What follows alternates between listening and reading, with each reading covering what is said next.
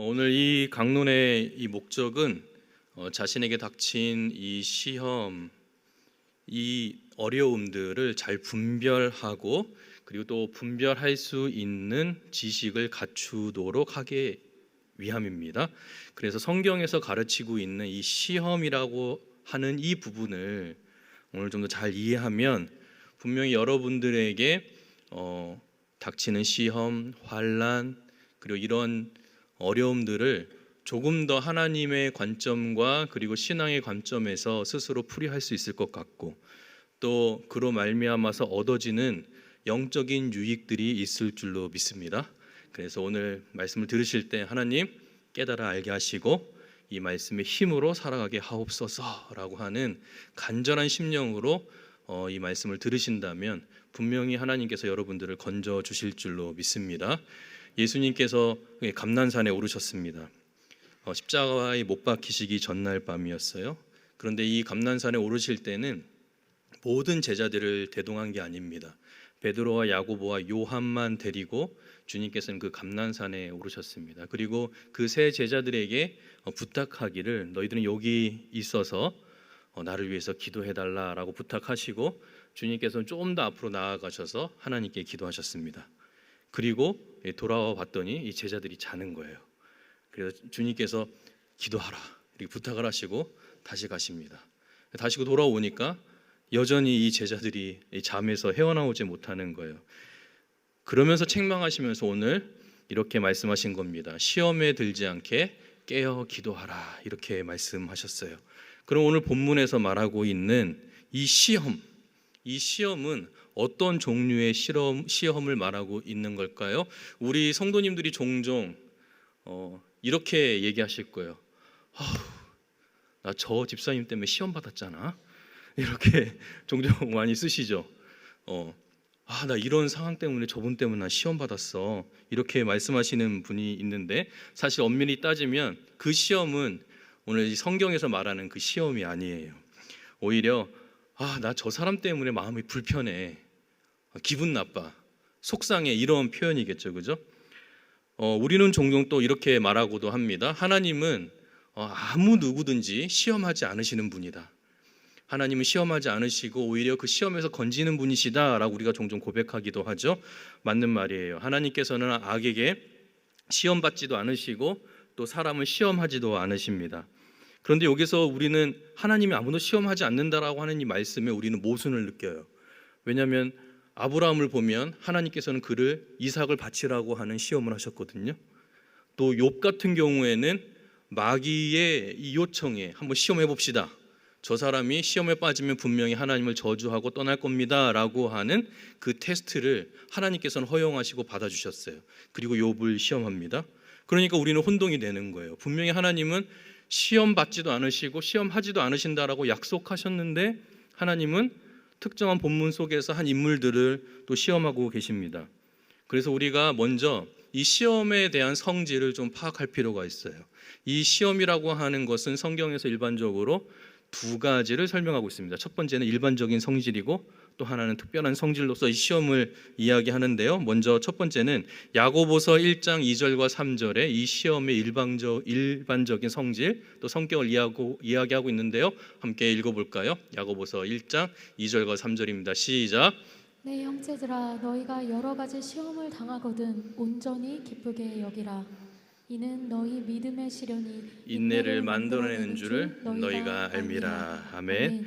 여기서 너희가 여러 가지 시험을 당하거든 이렇게 말씀하시면서 3절에 뭐라고 하시면은 믿음의 시련이 찾아오면 이렇게 말씀하세요. 그러니까 시험의 첫 번째 특이한 성격과 성질은 무엇이냐면 믿음의 시련이에요. 그러니까 이것은 내 안에 어려운 일과 고난이 찾아오는 거예요. 그래서 시험으로서의 고난과 시련은 분명히 목적이 있습니다. 어떠한 목적이 있냐면 그 성도의 영혼의 그 내면 속에 그 성도의 그 영혼 속에 무엇이 담겨져 있는지를 입증하고 드러내는 거예요. 그래서 물건을 이렇게 좋은 물건을 사면은 사기 전에 그들이 기업에서 판매하기 전에 그 물건을 테스트합니다. 뭐 핸드폰이면 핸드폰을 테스트하겠죠. 그래서 이것이 잘 작동되는지 안 되는지 테스트할 거예요. 그죠? 그래서 그렇게 시험해서 그것을 살 수 있도록 내어놓죠. 그러니까 이것이 잘 작동되고 그리고 이것이 제 기능을 발휘하고 있는지를 테스트하는 것이죠. 또 이런 것도 있어요. 좀 우스갯소리인데 명품백을 확인하는 방법이 있다고 하더라고요. 그래가지고 비 오는 날 이 명품백을 위에다가 쓰면은 가짜고 가슴에 품으면 진짜라는 거예요. 그렇겠죠? 비 오는 날 그 산성비를 그 진품 몇백만 원짜리 가방을 비를 맞게 하진 않을 거 아니에요. 그러니까 가짜는 머리 위로 쓴다는 거죠. 이런 것처럼 성경에서도 한 사람을 하나님께서는 시험하세요. 그 인물이 아까 조금 전에 말씀드렸던 아브라함인데요. 아브라함을 하나님께서 시험하십니다. 창세기 22장 1절에 하나님께서 그 아브라함을 시험하시려고 하시면서 거기서 너의 독자 이삭을 나에게 바치라라는 거예요.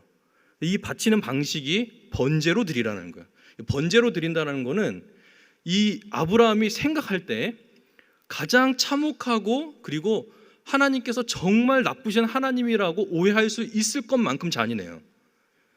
사람을 죽인다라는 것. 근데 동물을 죽일 때 어떻게 하냐면 동물을 죽여서 피를 다 걷어내고 배를 갈라서 내장을 끄집어낸 다음에 가죽을 벗겨요. 그 다음에 관절 마디마다 토막을 내가지고 살코기를 바른 다음에 그걸 하나님께 드리는 거예요. 이게 번제예요. 근데 자기 아들을 그렇게 번제로 드리라고 말씀하시는 거예요. 시험하신 거죠. 근데 실제로 아브라함이 이 아들 이삭을 죽이려고 할 때 하나님께서 멈추시죠. 그러시면서 하신 말씀이 있어요. 뭐라고 말씀하셨냐면 이제 네가 나를 경외하는 줄을 알겠다 이렇게 말씀하시는 거예요. 그러니까 그 말씀에서 우리는 무엇을 알 수 있냐면 아브라함이 아들 이삭을 죽이는 그 행위가 하나님을 경외하는 것에서 나왔다라는 것을 아브라함에게 그 속마음에 있는 걸 보여주신 거예요. 이렇게 입증을 하시는 거죠. 또한 시험을 당할 때 이렇게 믿음으로 반응하기도 하지만 반대로 나올 수도 있어요.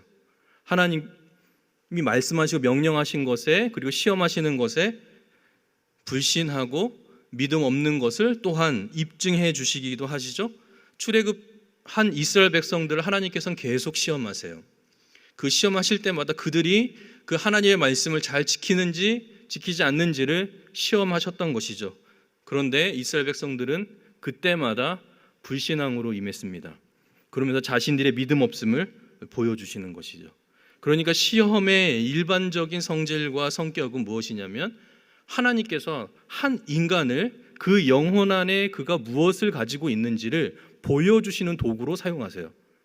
그런데 이 하나님께서 시험하시는 이 시험은 공통적인 목표를 갖고 있어요.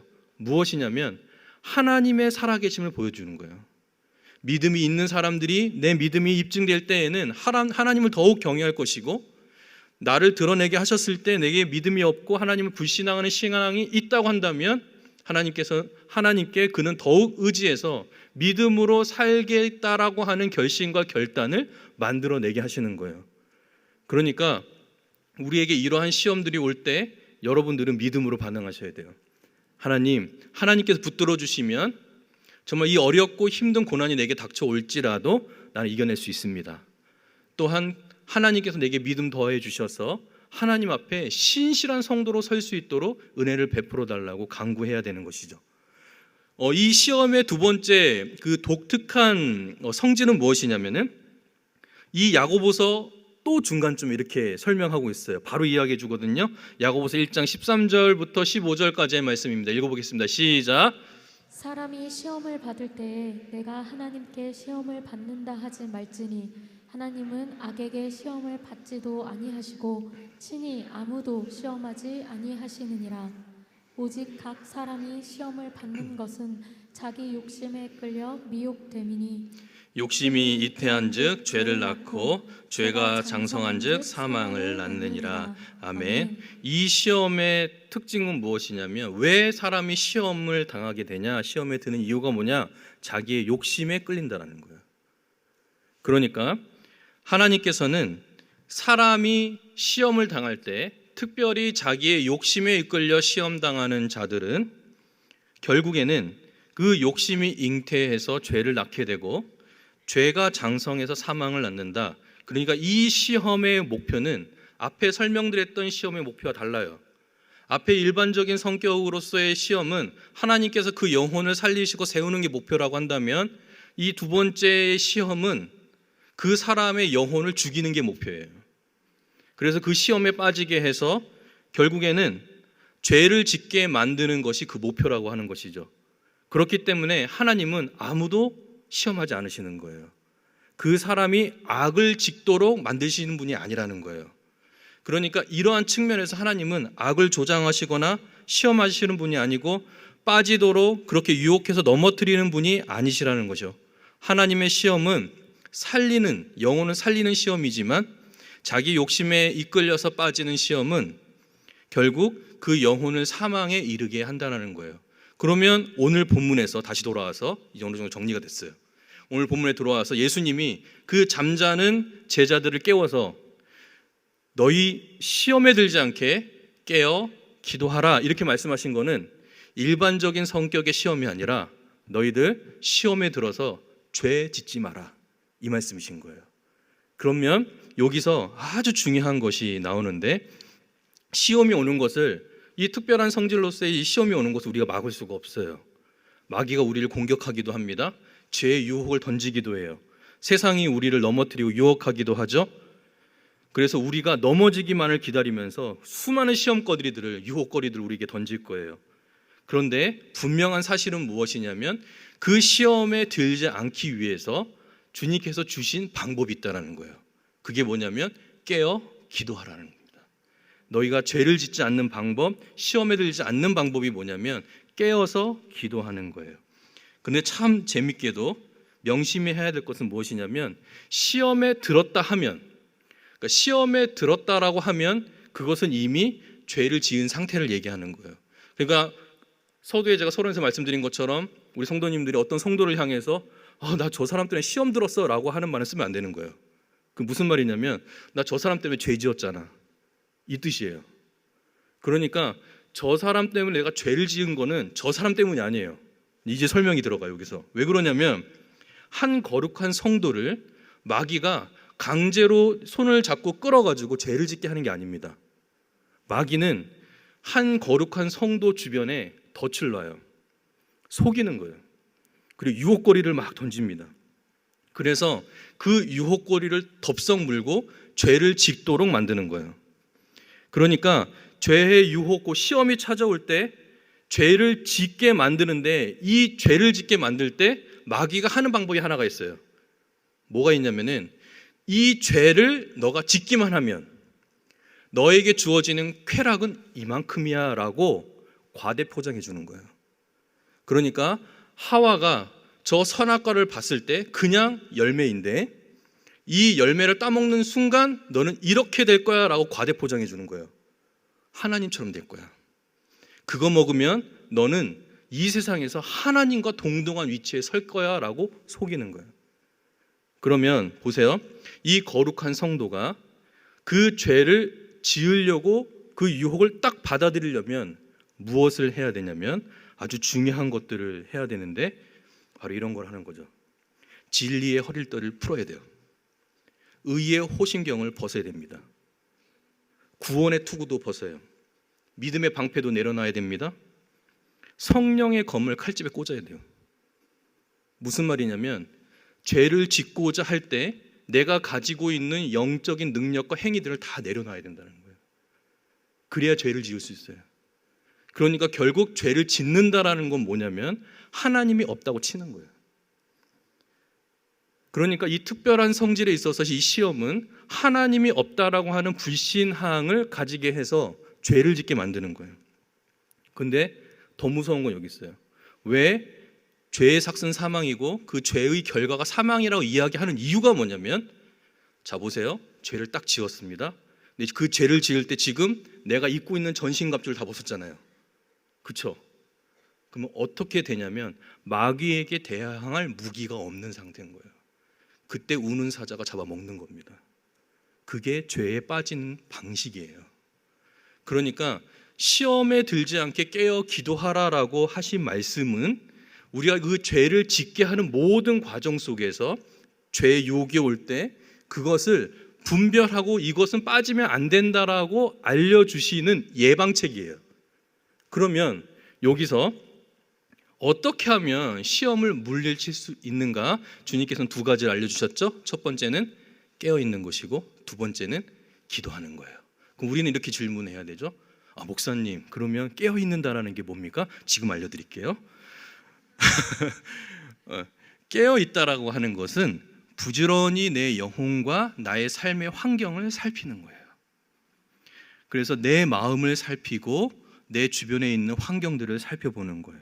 베드로로 예를 들어볼까요? 지금 예수님이 감난산에 오르시기 전에 저 산 밑에서 베드로에게 말씀하셨습니다. 너가 오늘 닭이 울기 전에 날 3번 부인할 거야 라고 말씀하셨어요. 무슨 말이냐면 너에게 시험거리가 온다는 거거든요. 그 시험거리가 오는데, 그러면 이 베드로는 산에 올라가서 해야 될 게 뭐냐면 기도하고 그 시험의 때에 내가 주님을 부인할 때가 언제인지를 부지런히 살펴야 되잖아요. 그렇죠? 그런데 그것을 포기한 거예요. 잠에 든 겁니다. 또 한 가지 예를 들어본다면 아브라함 조카 롯을 기억하시나요? 이 조카 롯이 어떤 사람이었는지를 베드로후서 2장 7절과 8절에서 이렇게 말해주고 있는데요. 한번 읽어볼까요? 시작. 한 자들의 음란한 행실로 말미암아 고통당하는 의로운 롯을 건지셨으니 이는 이 의인이 그들 중에 거하여 날마다 저 불법한 행실을 보고 들으므로 그 의로운 심령이 상함이라. 아멘. 이 롯이 아브라함과 결별하고 선택한 요단 동편 땅의 도시가 어디였냐면 소돔과 고모라였어요. 거기는 하나님께서 심판하실 만큼 타락한 도시였는데 그곳에서 롯이 들어갔습니다. 그 도시에서 살았어요. 그런데 오늘 베드로가 뭐라고 이것을 정리해 주냐면 이 의로운 롯이 그 불법한 그 도시에 들어가서 사니까 그 도시에서 사는 것으로 인해서 그 영혼이 심령이 무너지고 황폐해지더라는 거예요. 그러면 보세요. 내 영혼이 황폐해지고 무너지고 있는 것이 무엇 때문이냐면 아브라함과 같이 있어서 하나님을 섬길 때는 전혀 문제가 없었는데 이제는 하나님을 떠난 결과로서 그 소돔과 고모라에 들어가서 생활할 때 수많은 죄악된 유혹들이 있는 그 환경 속에서 자신의 신앙과 그리고 나의 영혼이 갈급해지고 피폐해지고 황폐해지는 것을 경험하고 있었다는 거예요. 자, 그러면 어떻게 해야 됩니까? 그것을 떠나야 되잖아요. 근데 안 떠나요. 천사가 와서 멱살을 잡고 끌어내야지 나왔단 말입니다. 제가 무슨 말씀을 드리는 거냐면 우리가 시험에 들게 될 때 깨어있지 않으면 부지런히 내 주변의 상황들을 살피고 내 영혼을 살펴서 내가 지금 하나님의 은혜를 누리지 못하고 기쁨이 없는 삶을 살아가고 있을 때에는 그냥 가만히 나를 내버려 두는 것이 아니라 내 영혼을 살피고 내 주변의 환경들을 바라봐야 돼요. 내가 지금 하나님을 섬기고 그리고 하나님께 영광 올려드릴 수 있는 그 자리에 있는지 아니면 내 영혼이 지금 힘이 없어서 주저앉아 있는지를 확인해야 되죠. 그렇기 때문에 우리는 깨어 있을 때 무엇을 통해서 깨어 있어야 되냐면 그러니까 어떤 자리에서 깨어 있어야 되냐면 첫 번째가 내 인생이 성공했을 때 깨어 있어야 돼요. 그러니까 내가 어떠한 인생에 성공하는 그 자리에 올라서 있을 때 깨어 있어야 돼요. 내 사업이, 내 자녀가 좋은 대학에 들어갔을 때, 좋은 결과를 얻었을 때, 인생에서 무엇인가 성공했다라고 하는 그 위치에 섰을 때 우리는 깨어 있어야 돼요. 왜냐하면 우리가 인생에 성공했다라고 하는 그 기준이 뭐예요? 그 세상의 기준이거든요. 누군가를 반드시 비교하게 돼 있어요. 저 사람보다 어떤 가정보다 내가 좀 더 올라가 있다 이 말이에요. 그때는 결국 하나님 없이 스스로 자만하고 그리고 내가 이루었다라고 교만하게 바뀔 수 있는 그 순간이에요. 그때를 잘 깨어 있어야 돼요. 어느 목사님이 한 집사님을 신방하셨어요. 그 집사님이 요청을 한 거예요. 회사로 좀 오셔서 신방을 좀 부탁드립니다. 이유를 들어보니까 회사가 너무 힘들어서 이제는 마이너스에 마이너스를 실적을 가지고 있으니 이제는 망할 수밖에 없는 상황인 거예요. 그런데 목사님 한 번만 오셔서 예배 드려주시고 기도해 주시면 제가 한번 힘내서 해보고 안 되면 이 사업 접겠습니다. 이런 거예요. 그래서 그 목사님이 가셔가지고 간절히 기도했어요. 그래서 물어본 거예요. 기도 제목이 혹시 있냐? 오늘 신방 왔는데 혹시 기도 제목이 뭐냐? 이렇게 물어봤더니 이 기업을 잘 살려가지고 하나님 앞에 11조 하는 인생이 되고 싶습니다.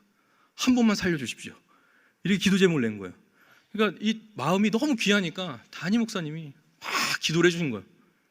그리고 시간이 지나서 그 집사님이 진짜로 사업이 막 일어나는 거예요. 놀라우신 하나님의 은혜를 주셨어요. 빚도 다 갚고, 별로 안 놀라시는데 빚도 다 갚고 이제는 이 수입도 넉넉하게 줘서 이제는 하나님께 11조 드릴 수 있는 이 기업이 이렇게 성장한 거예요. 그래서 이제 목사님이 그 소식을 듣고 그 집사님한테 예배 끝나고 나서 집사님 소식 들었어요. 이제는 기쁜 마음으로 그때 소원하시고 기도했던 거 있잖아요. 하나님께 감사함으로 11조도 하시고 교회 봉사도 하시고 섬겨보세요. 막 축복했어요. 그랬더니 이 집사님 네 목사님 알겠습니다. 몇 개월이 지났는데 11조가 안 올라오는 거예요. 입을 싹 닦은 거죠. 11조는 못해요. 안 해요. 그래서 1년을 기다리셨대요. 근데도 안 하시는 거예요. 그래서 이 목사님이 무슨 일인가 해가지고 그 회사를 찾아간 거예요. 사장님실에 딱 들어갔더니 그 집사님이 딱 앉아있어요. 목사님 오셨냐고 이 자리에 앉으시라고 극진히 막 대접을 하더래요. 그러지 말고 우리 기도하자고. 네, 기도하러 왔다고 그러시는 거예요. 그러시면 목사님 그럼 기도해 주십시오. 더 사업이 잘 돼서 하나님 섬기겠습니다. 알았다고. 그럼 기도하자고. 그 전에 무릎 꿇었으니까 그 자리에 무릎 꿇으라고. 탁 무릎을 꿇어요. 안수를 하면서 첫 마디가 주여 사업이 망하게 해주시옵소서. 기도해 버리는 거예요. 사업이 그 전보다 더 심각하게 쫄딱 망하게 해주십시오. 그 다음에 멘트에 이 사람이 이 기도에 이 사람이 무너졌어요. 뭐라고 기도하셨냐면 그 목사님이 주님 어차피 부흥해서 이 사업이 잘 돼가지고 11조를 안 하는 거나 사업이 쫄딱 망해서 11조를 안 하는 거나 똑같은데 11조를 안 할 때고 힘들 때는 그래도 주님 붙잡았던 이 집사님이니까 그때로 돌이키셔서 하나님을 사랑하며 사는 성도가 되게 해주십시오. 이 기도해 버리는 거예요. 이렇게 이 집사님이 이렇게 잡고 펑펑 울면서 죄송하다고. 그래서 이 집사님이 정신을 차리고 한 교회의 귀한 성도로 섬겼다라는 이야기를 들었어요. 실제 있었던 일이에요. 들었어요. 제가 이 말씀을 왜 드리냐면은 지금 내가 성공한 그 위치에 올라섰을 때 나 자신을 잘 살펴야 돼요. 내가 있는 그 위치를 누가 주셨는지, 거기에 누가 세워주시고 지금 내가 하나님 앞에 이렇게 섬길 수 있는 이유가 무엇인지를 잘 생각해야 돼요. 오히려 그때에 더 하나님께 겸손히 엎드리면 더 높이 세워주실 줄로 믿습니다. 다음에 두 번째, 언제 깨어 있어야 되냐면 은혜가 멈춘 것 같을 때 깨어 있어야 돼요. 은혜가 멈추어졌을 때, 그러니까 이전보다 더 은혜가 주어지지 않을 때, 그리고 은혜를 누리지 못하고 있을 때 이때 깨어 있어야 돼요. 왜냐하면 그것은 내 신앙에 문제가 있다라고 하는 적신호예요. 은혜가 멈췄다는 것은 무엇을 의미하냐면 하나님과의 교제가 단절되었다는 얘기예요. 그리고 신앙의 의무들은 형식으로 남았다는 겁니다. 오늘 본문에서 제자들이 깊은 잠에 빠져 있죠. 주님께서 오늘 말씀하십니다. 시험에 들지 말라, 깨어 있어서 기도하라 이렇게 말씀하실 때 그들이 잠자는 걸 뭐라고 하신 게 아니에요. 그들이 그 잠을 잠으로 인해서 지금 깨어서 기도해야 될 때에 잠잠으로 인해서 그의 영혼까지 잠잘까 봐 두려워하신 거예요. 그러니 너희들 그 영혼을 깨어 일으켜 기도하라라고 말씀하신 거죠. 그래서 형식만 남은 신앙생활은 영혼을 죽이는 길이에요.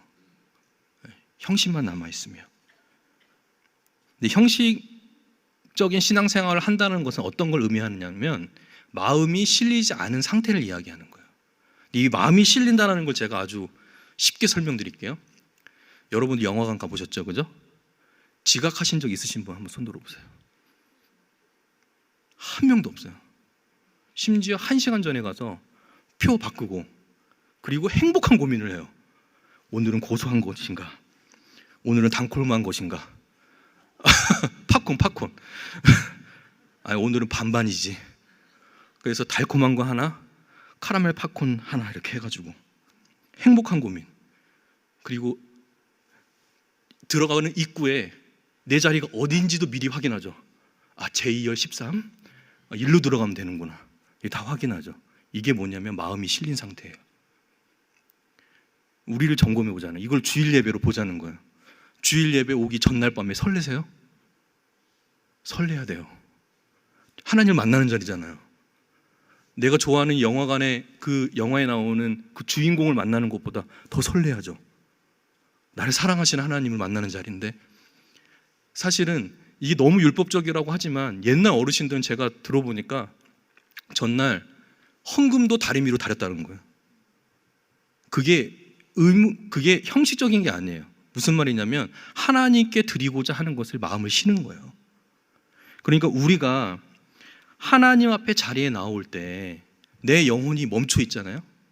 그러면 여러분들은 멈춰 있는 성도들 같은 경우에는 어떻게 해야 되냐면 맨 앞자리로 와서 앉아야 돼요. 그렇지 않아요? 맨 앞자리로 앉아야 돼요. 여기 뒤에 앉으신 분들 은혜 아래 있으시죠? 은혜가 멈추고, 그리고 은혜가 멈춘 그 상태에 있으면 안 돼요. 앞자리로 나와서 내가 나가는 그 자리에 내 마음도 있는 거예요. 그잖아요. 그래서 주님을 사모해야죠. 그러면 하나님께서 그 멈추었던 그 형식적인 그것들을 다 회복시켜 주시는 거예요. 그 은혜로 덮어주세요. 그렇게 될 때 깨어있는 영혼이 되는 거예요. 그렇게 깨어있으면 내 영혼의 문제점과 내 삶의 문제점을 아주 명확하게 들여다볼 수 있어요. 그런데 주님께서는 깨어있으라고 하시면서 그냥 깨어있는 것이 아니라 기도하라라고 말씀해 주셨거든요. 그런데 이 말씀이 이전에도 이미 한번 하신 적이 있어요. 언제였냐면 마태복음 6장에 기록되어 있는 건데, 주님께서 기도문을 가르쳐 주실 때 거의 마지막 네 번째 강구에서 뭐라고 얘기해 주셨냐면은 우리를 시험에 들게 하지 마시옵고 다만 악에서 구하옵소서. 이게 특별한 성질의 시험이에요. 뭐냐면 시험에 들지 않게 악에서 구원, 이게 분리된 내용이 아니라 그러니까 죄를 짓게 하는 이 시험에 들지 않도록 나를 그런 시험과 유혹이 올 때 건져 주십시오. 이 뜻이에요. 근데 그거를 주의 기도문에서 알려주신 거예요. 그러니까 우리가 입버릇처럼 하는 것처럼 시험에 들지 않도록 기도하라고 우리에게 얘기하고 계시는 거죠. 그러면 이렇게 깨어서 기도하는 이 사람에게 어떠한 유익이 있길래 주님께서는 이게 기도하라고 말씀하셨을까요? 첫 번째는 기도할 때 내 영혼의 상태를 깊이 볼 수 있어요. 무슨 말이냐면 여러분 지금 이렇게 빛이 있지만 원래는 어둠은 없는 거예요. 어둠은 없어요. 그러니까 어둠이 있는 상태는 뭐냐면 빛의 결핍이에요. 빛이 없으니까 어둠이 있는 거예요. 그러니까 어둠은 원래 없는 거예요. 마찬가지로 우리 영혼도 주님, 우리가 타락하지 않았을 때 우리 영혼 안에 빛이 있어요. 주께서 비춰주시는 그 말씀의 빛, 그 성령의 조명하심 우리 안에 있는데, 중요한 것은 죄를 짓고 유혹을 받으면 심지어 그 유혹을 탐닉하고 그리고 그 유혹을 지으려고 했을 때 어떤 일이 일어나냐면 이 밝은 내면의 영혼 안에 그림자가 그대로 있는 거예요. 그럼 어떤 상태가 되냐? 내 마음이 잘 안 보이는 거예요. 여러분들 비 오는 날 앞에 와이퍼 안 하고 운전해 보신 적 있으세요? 없죠? 왜 그럴까요? 앞이 안 보여요. 근데 뿌옇게는 보여. 그런데 와이퍼를 딱 한 번만 작동하면 명확하게 사물이 판단되죠. 마찬가지예요. 내 영혼의 그 어둠을 물리치는 길이 뭐냐면 기도예요. 기도하면 성령께서 우리의 마음속에 조명해 주세요. 그러면 어떤 일이 일어나냐면 내면 속 깊은 곳에 있는 그 죄까지도 보여주시는 거예요. 그래서 그것을 도려내시는 거예요. 기도 과정에서. 아프죠. 힘들죠. 그러나 회개하며 도래는 그 과정을 통해서 하나님이 그 영혼을 새롭게 만들어 주시는 거예요. 그러면 그 시험을 이길 수 있는 힘을 주시는 거죠. 두 번째는 뭐냐면 바로 이어지는 건데, 죄와 싸워서 이길 수 있는 힘을 기도해서 주시는 거예요. 왜냐하면 우리가 구원받기 전의 삶을 한번 보세요. 죄를 이길 수도 없었어요. 죄의 종로로 했습니다. 근데 언제 이길 수 있었죠? 예수 그리스도를 믿고 성령이 우리 안에 내주하실 때 그 죄를 물리치고 이겼단 말이에요. 똑같아요. 우리가 유혹을 받을 때 그것을 이길 수 있는 힘도 무엇이냐면 기도하면 성령께서 역사하시는 거예요. 성령께서 여러분들의 영혼에 힘을 불어넣어 주세요. 이길 수 있고 견뎌낼 수 있고 물리칠 수 있도록 힘을 주시는 거예요. 그렇기 때문에 기도할 때 내 안에 고통이 있는 것 같아도 그것을 통해서 하나님께서 성령께서 그 죄를 이길 수 있는 힘을 여러분들에게 강력하게 부어주시는 거예요. 세 번째는 뭐냐면은 깨어있어 기도하면 시험에 들지 않는다고, 그러니까 죄를 짓지 않게 된다라고 약속하셨기 때문에 그래요. 오늘 주님께서 뭐라고 약속하셨냐면 시험에 들지 않게 깨어 기도하라. 그럼 무슨 말이냐면 너희들이 깨어 기도할 때 내가 보호해 주겠다라고 하는 약속인 거예요. 그러니까 여러분들이 깨어 있으려고 하고 기도하려고 한다면, 또 깨어 있고 기도의 자리에 있기만 한다면 여러분들은 이 모든 죄의 유혹을 물리칠 수 있어요. 시험에 들지 않을 수 있다 이 말입니다. 그러면 기도하면 보호해 주신다라고 하셨죠? 이 보호하심에 두 가지 약속이 있어요. 첫 번째가 뭐냐면 그 사람이 기도하면 하나님이 은혜와 긍휼을 베풀어 주세요. 그 은혜와 긍휼은 무엇이냐면 이 하나님께서 우리에게 불쌍히 여기시고 긍휼히 여겨주심으로 말미암아 자신이 가지고 있는 모든 것을 동원해서 그를 도와주신다는 약속이에요. 두 번째는 뭐냐면은 시험에 들고 그리고 수많은 죄가 있을 때 어떤 일이 있냐면 어디로 가야 될지를 몰라요. 길을 잃어요. 그때 기도하면 하나님이 우리 삶의 길을 보여주신다는 거예요. 이게 이 보호하심의 은혜예요. 그래서 여러분들이 기도하기만 하면 어떻게 해야 내 영혼이 살 수 있는지, 그리고 내 삶이 어떤 방향으로 가야 회복이 되는지 그 길을 보여주시는 거예요. 그러니까 여러분 기억하세요. 깨어있으면 됩니다. 부지런히 내 영혼을 살펴보세요. 형식적인 삶으로 신앙인으로 살아가고 있지는 않은지, 아니면 그 시험과 결탁해서 죄를 지으려고 하는 건 아닌지 부지런히 살필 거예요. 살피면 돼요. 그러면 그 살핌과 동시에 같이 해야 될 게 있는데 바로 기도하는 거예요. 그렇게 하나님을 멀어져 가고 있고, 그리고 그런 유혹들이 올 때 여러분들이 기도하면 하나님이 여러분의 영혼에 힘을 주실 거예요. 죄와 싸워 이길 수 있도록 성령께서 도우실 거예요. 그렇기 때문에 여러분들이 이 시험에 들지 않게 기도하라고 말씀하신 주님의 분부에 순종하시는 성도님들이 되시기 바랍니다. 그래서 막막했던 이 삶이 하나님에 의해서 회복이 되고, 또한 앞이 깜깜해서 보이지 않았는데 마치 와이퍼를 움직여서 앞이 선명해 보이는 것처럼 주님께서 여러분들의 기도를 통해서 그렇게 길을 펼쳐 보여주실 줄로 믿습니다. 그러한 성도님들이 다 되시기를 축복합니다.